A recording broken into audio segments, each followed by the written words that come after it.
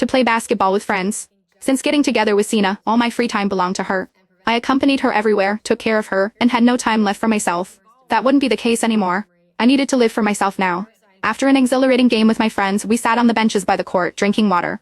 My friends joked, "We thought you'd forgotten about us since you got a girlfriend. You were about to stop inviting you out." I apologized and promised, "I'm sorry guys. It won't happen again. Count me in for any future plans." That's more like it. Come on, let's go to the internet cafe and play some games. When I was with Sina, I couldn't fit into her Instagram world, but I had slowly distanced myself from my own friends for her sake. I revolved my life around her, prioritizing her above all else. Looking back, I realized how foolish I had been. When I got home, it was almost midnight. I opened the bedroom door to find Sina sitting on the bed. She frowned and said, "Ezra, why are you back so late? I had to order takeout for lunch and dinner." It was awful. I opened the closet to get some clean clothes. I ate at restaurants today too. The food was pretty good, not worse than home minus cooked meals. Sina stared at me in surprise.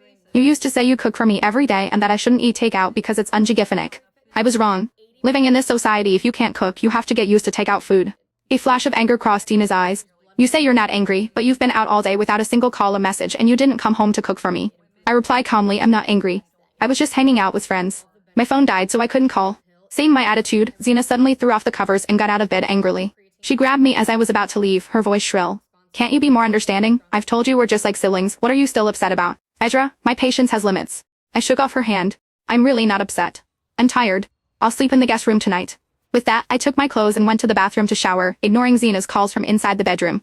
That night, I slept soundly for the first time in a long while. Sina was a restless sleeper, kicking off the covers several times a night. When we slept together, I never got a full night's rest, having to get up multiple times to cover her.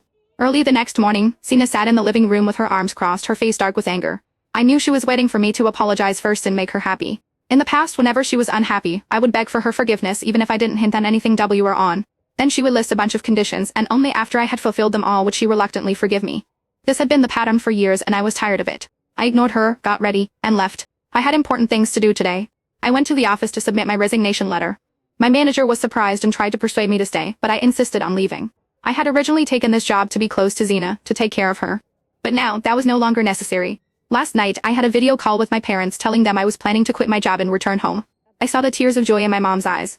My dad's health hasn't been good lately, and he's been struggling to run the small supermarket by himself. When I say home, it's not some remote village but a coastal city. Sina had always refused to go back with me, saying she wasn't used to the food there. So I left my parents to find work here with her. That evening, I met up with my friends for dinner and told them the news. They all agreed that going back was the right decision, as my parents' health was more important. After a few drinks, someone suddenly asked, "What about Sina? Is she willing to go back with you now?" I was silent for a moment, then smiled bitterly. "No, we'll probably break up.